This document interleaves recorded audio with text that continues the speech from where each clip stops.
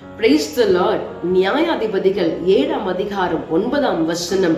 அன்று ராத்திரியிலே கர்த்தர் அவனை நோக்கி, நீ எழுந்து அந்த சேரனிடத்திற்கு போ, அதை உன் கையில் ஒப்பு கொடுப்பேன் என்று சொல்லுகிறார். இந்த நாளிலேயும் நம்முடைய எல்லா காரியத்தையும் நம்முடைய தேவனுடைய கரத்துல ஜெபித்து ஒப்பு கொடுத்து செல்வோம் என்று சொன்னால் நம்முடைய எல்லா காரியத்திலையும் நம்மை வெற்றி அடைய செய்ய அவர் வல்லமை உள்ளவராயிருக்கிறார். இந்த நாளிலும் ஒப்பு கொடுங்க, வெற்றியை பெறுங்க. கர்த்தர் உங்களோடு கூட இருப்பாராக. Praise the Lord. ஜெபமே ஜெயம், ஜெபமே ஜெயம், ஜெபமே ஜெயம், ஜெபமே ஜெயம், ஜெபமே உந்தன் வாழ்வானால் ஜெயமே அதன் முடிவாகும்.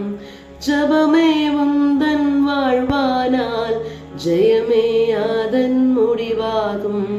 ஜெபமே ஜெயம். ஆம் ஆண்டவரே, இந்த நாளிலேயும் ஆண்டவரே நாங்கள் செய்ய போகிற ஒவ்வொரு காரியத்தையும் நினைவு கூர்ந்து உம்முடைய அன்பின் கரத்துல நாங்கள் ஒப்பு கொடுக்கிறோம் அப்பா.